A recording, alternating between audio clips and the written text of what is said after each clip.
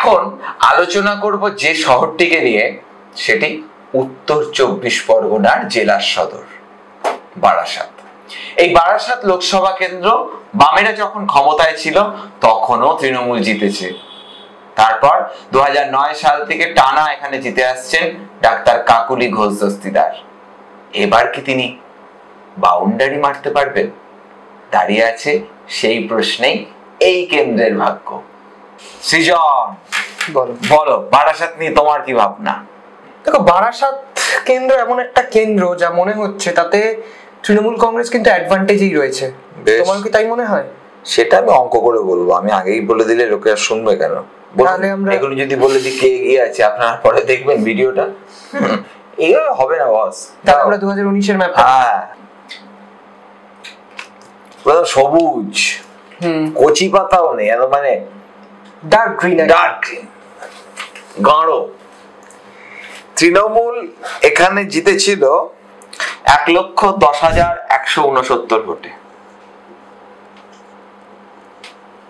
তৃণমূলের প্রাপ্ত ভোট ছিল 46%, বিজেপির প্রাপ্ত ভোট ছিল 39%, লেফট ফ্রন্ট মানে ফরওয়ার্ড ব্লক তাদের ভোট ছিল 9%, আর কংগ্রেস তাদের ভোট ছিল 3%।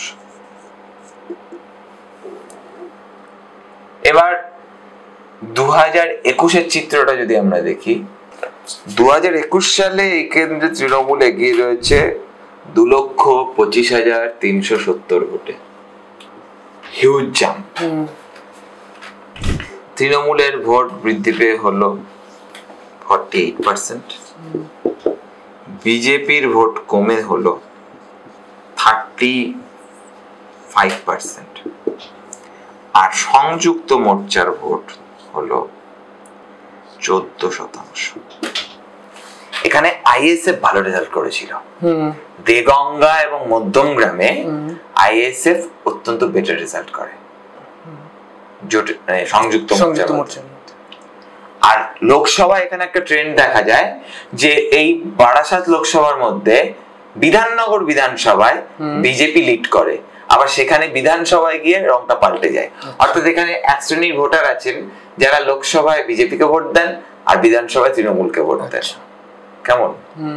এবার এই কেন্দ্রে আইএসএফ ক্যান্ডিডেট দিয়েছে, তাপস ব্যানার্জি প্রার্থী হয়েছে, এবং অশোকনগরেও আইএসএফ ভালো করেছিল।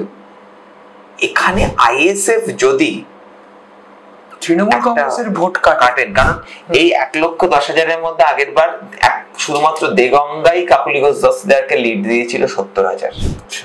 সেই দেগঙ্গায় কিন্তু বিধানসভা নির্বাচনে আইএসএফ ভালো রেজাল্ট করেছে।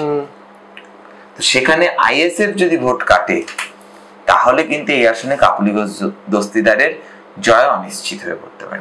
যদিও বিজেপির প্রার্থী নিয়ে বিজেপির অভিযোগ আছে এবং লোকাল লোকজনের অভিযোগ আছে। স্বপন মজুমদার বনগাঁর বিধায়ক, তাকে নিয়ে বিজেপির একটা অংশ খুশি নয়, মানুষজনও খুশি নয়। ফলে তিনি কি করতে পারবেন সেটা খুব প্রশ্ন। এই আসনে আমার মনে হয় আইএসএফ তৃতীয় স্থানে আসবে, বামফ্রন্ট প্রার্থী চতুর্থ স্থানে চলে যাবে। ফরওয়ার্ড ব্লকের অবস্থা এবার এসইউসির থেকেও খারাপ হবে ভোটের ভাগ্যে। কোনো দলকে ছোট করছি না। আর এই আসনে অ্যাডভান্টেজ তৃণমূল কংগ্রেস, মার্জিন এবার অত্যন্ত কম হবে বলেই মনে করছি। তবে হ্যাঁ, আইএসএফ যদি 15% বেশি ভোট পেয়ে যায় তাহলে কাকুলি ঘোষদার এই কেন্দ্রে অনিশ্চিত। শেষ পর্যন্ত কি হবে এখন সেটাই দেখার। আপনাদের কি মনে হয় জানান কমেন্ট বক্সে। যারা আমাদের এই এপিসোডটা প্রথম দেখছে তাদের বলবো আপনারা সাবস্ক্রাইব করে নিন, কারণ এরকম এপিসোড আমরা আগেও বানিয়েছি এবং আরো যে আসনগুলো নিয়ে আমরা বানাবো সেটা কিন্তু আপনারা দেখতে পাবেন। আপনারা আমাদের প্লেলিস্ট দেওয়া রয়েছে, সেইখানে চলে গিয়ে দেখতে পারেন। আমার কিছু বলার আছে। বিষয়টা হলো আপনারা যারা আমাদের এই সিরিজটা ভোটের অঙ্ক নিয়মিত দেখছেন, হ্যাঁ আপনাদের আবার রিটার্নিং ভিউয়ার বলে, ও জানতেন না, জেনে নিলেন, বেশ ভালো কথা। আপনারা তো সাবস্ক্রাইব করেই নিয়েছেন, নতুন যারা দেখছেন সৃজন যেটা বললো সাবস্ক্রাইবটা একটু করে দিন না প্লিজ। এই গরমে আমাদের কাছে আপনার সাবস্ক্রাইব করাটা একটু ঠান্ডা হাওয়ার মতো কাজে দেবে। টাটা।